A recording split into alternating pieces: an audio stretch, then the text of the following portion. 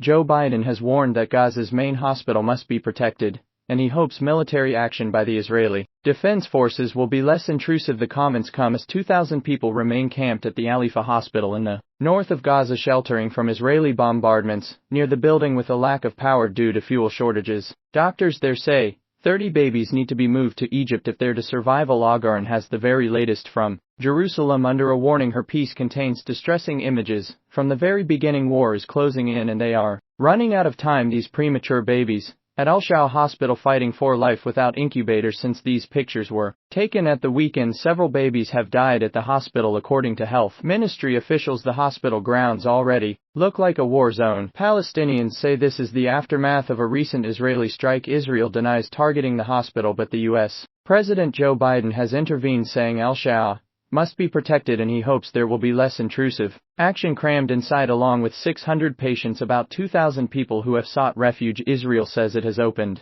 a safe evacuation corridor. A source in the hospital told the BBC that's totally untrue. There are bullets everywhere, especially near the windows, so no one inside the hospital can move. Some people left through the corridor they are talking about, but the men were taken. Only the women escaped. One man was shot. When we tried to reach him, they fired at us. He was shot again in the chest and ED. Israel claims that Hamas hides beneath Al-Shifa and operates a command center below ground. Hamas denies this, and so do doctors at the hospital. This is Rantis Hospital, in the basement in the building I've shown you tonight. The Israeli army issued video which it claims is concrete proof that Hamas is entrenched in hospitals in Gaza. In this case, the Allen Children's Hospital. These are explosives. These are vest with explosives. Yeah, it's a body vest, a woman, clothes and a rope. The IDF spokesman Daniel Hagari said there were indications that Israeli hostages were held here. I was thinking, when I was there, about babies, hostages, babies, Israeli hostages, babies, women, children. This is Hamas. Barbaric terror organization. This is Hamas using hospitals as human shield, as terror machines. There's been